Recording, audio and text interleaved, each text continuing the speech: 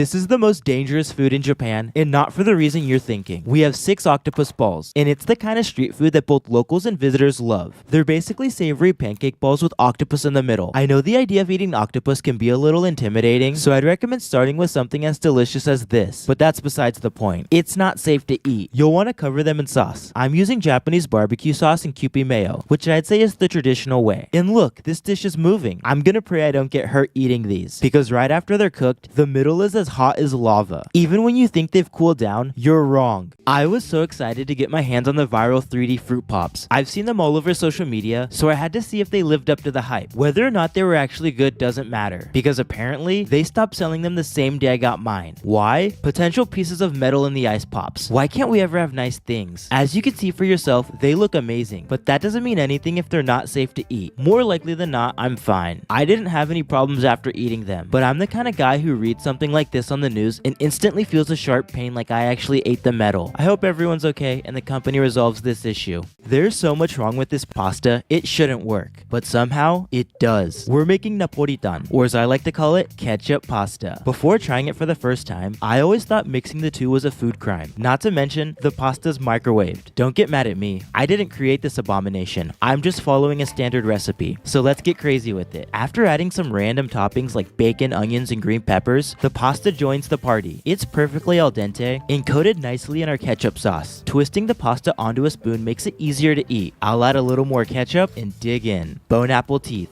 This is a salted rice ball, and when I say salted rice ball, I mean just plain rice with salt. This is considered a premium rice ball, which blows my mind. How can something so simple be so sought after? You can literally fill the rice with anything and it would be better, or so I thought. I was surprised to find out that there are hundreds of short grain sticky rices, all with subtle differences in taste and texture, and some people really enjoy high quality rice with a pinch of salt to bring out its flavor. I tried this for myself with not the most expensive rice, but the freshest, fluffiest I could find. I genuinely can't believe how good this was. I never understood why people complain about portion sizes in Japan. People say they lost weight here because the meals are smaller. I don't know about you, but this is what I love about Japan. I never have a hard time deciding what I want to eat because I just order both. Maybe this is why I can't lose weight out here. But not taking advantage of this feels like a waste. And the food is relatively cheap. No tips either. You just pay for your food and leave. And with all these robot servers, nobody's judging you for ordering too much. I'm definitely not gonna tell on you. So if you lose weight on your trip to Japan, did you even have fun? I don't think so, but that's for you to decide. Bentos go on sale every day in Japan. You can even find them for half off the same day they're made. Most people don't know that because it really only happens at supermarkets. I get how cool convenience stores are, but regular stores are better in almost every way. The food is cheaper, fresher, and there's way more to choose from. And it gets crazier. None of this should shock you. It's like this all over the world, yet convenience stores are still everyone's #1 stop in Japan. I guess someone needs to review the 7-Eleven egg sandwich, and I'm not against them. I just think if you don't step foot in a supermarket on your next trip to Japan, you're seriously missing out. But more for me, I guess. I used to teach English at a middle school in Japan, and I'll never forget the day I got made fun of for putting leftovers in my lunch. I was always told some parents in Japan wake up early to make a tasty, well-balanced lunch for their kids. I believe it. Have you seen a Japanese bento? But I hated cooking in the morning, so I packed some leftovers. I'll never forget the second I pulled out my Tupperware lunch, the teacher next to me laughed because this concept of leftovers for lunch was new to him, while also pointing fingers at my lunch. I later found out most parents actually pack freezer food in their kids' bentos as a side. I'll never understand how that's any better than eating leftovers. When I first moved to Japan, I made ramen for some friends that was so bad, I'm still getting made fun of to this day. I wanted to show off my cooking skills, so I invited a group of friends over for some ramen. Side note, no ramen I could have made would have competed with any noodle shop nearby, but I was confident. Miso ramen was on the menu, so I prepared everything, from the noodles to the broth, if you can even call it that. It only took a second for everyone to realize that I did not make miso ramen broth. I made miso soup. They are not the same. So everyone ended up with miso soup and ramen toppings. So if I learned one thing, it was to never cook for people again. You all told me to respond to the guy who couldn't even open a rice ball properly. After watching it, I get the frustration. This is a standard convenience store rice ball. It has 3 corners that literally show you the order you're supposed to open it. Start with 1, that separates 2 and 3. Then pull both sides and it opens perfectly. That plastic isn't random. It's designed to to keep the nori fresh. If it touches the rice for too long, it gets soggy. First bite, yeah, that's good. Please stop opening the rice balls like that guy. The next time someone tells you not to play with your food, send them this. You can't convince me that pudding wasn't designed to be played with. Look for yourself. It's so jiggly, it almost makes you question if it's okay to eat. But trust me, it is. It's sweet, but not too sweet, which I can appreciate. And somehow it holds its shape perfectly. I always start from the middle so that I can add a little ice cream to it. But even if you don't have any, pudding tastes great by itself. We all know the real reason people buy it. It's just so jiggly and fun to play with. Don't ever tell me not to play with my food again. Mind your own business. This cup noodle trick has been going viral all over social media in Japan, and I don't know why. It starts with my favorite spicy tomato cup noodle, and it kinda goes downhill from here. This is mochi ice cream, and we're about to do the unthinkable. I'm gonna toast it. That way it chars like a roasted s'mores while keeping the ice cream from making a mess. What did you think we were gonna do with it? That's right, it goes on top of the noodles before adding hot water. This part can get a little messy. I wanted to hate this dish, but the idea is starting to grow on me. The spicy tomato noodles heat up your mouth, and the mochi ice cream cools it down while adding sweetness and a fun texture contrast. I like it. This might be the most underrated noodle, not just because it can warm you up when you're cold or cool you down when you're hot, but also because it's a dipping noodle that perfectly suits your taste buds. It's called somen, and it looks like we have to add water to loosen them up. Shout out to the guy that thought a packet of water was necessary, but we'll save that for another day. The broth goes in a separate bowl. Like I mentioned before, somen perfectly suits your taste buds. You can add a variety of seasonings and spices to make it even more flavorful. I would avoid dunking the noodles in for too long because the broth is that concentrated. Give it a little swish. Somen deserves much more love. If you love ramen as much as I do, you should always take a sip of the broth first. It's a lot more important than you think. Whether it's instant or fresh, people usually choose their ramen based on the type of broth they want, not the noodles or toppings. That's not to say they aren't important, but there's a reason people say you can tell the quality of a bowl by its broth. Before taking a bite of your noodles, take a sip of the broth by itself. That way you'll know if it's good or not. Side note, this bowl costs about half what you'd pay at the restaurant, and it doesn't even come with toppings. But did you notice all of the seasoning packets? The reason it always sells out is because they've mastered their broth recipe. I used to teach English at a middle school in Japan, and one of the biggest culture shocks I had was during lunchtime. It was at the start of the pandemic, which was around the time I moved out there. Students ate in their classrooms, and they were told not to talk while eating to prevent the spread of you-know-what virus. It was Friday, and we had ramen for school lunch. We all removed our masks and started eating. I'm expecting silence, but out of nowhere, everyone starts slurping their noodles. Not little slurps, they were loud. I always knew people slurp noodles here, but I was genuinely surprised by how loud. It's funny how every country has its own table manners. In one country, slurping is bad manners. In another, it's a part of the experience. The only downside to eating ramen when it's a billion degrees outside, other than it being a billion degrees outside, is that hot food in hot weather is a recipe for disaster. I don't get how people can be sweaty after a long day and then think, I could go for a hot bowl of noodles right now. Today I got myself some ramen, but don't worry, I will not be heating it up. These noodles are supposed to be eaten cold. It doesn't have a thick broth like traditional ramen. It leans more towards a light broth. You could eat 10 bowls of these and not feel sluggish after. The toppings are about the same, but I always throw in a few ice cubes. There's never a bad time to eat ramen. Have you ever noticed people will either say eggs are a superfood or they're terrible for you? I'm not here to pick a side, but I'll say this. Even if they're not that good for you, I can't imagine them being worse than most of the ultra-processed food people eat every day, myself included. I can't help but imagine the same people who tell me that eggs are the devil are the same people you'd find at a fast food drive-thru. The two are not the same. You all are wild. It's so easy to voice your opinion on the internet, which I guess can both be good and bad. So unless your diet is super clean, please let me eat this excellent source of protein in silence.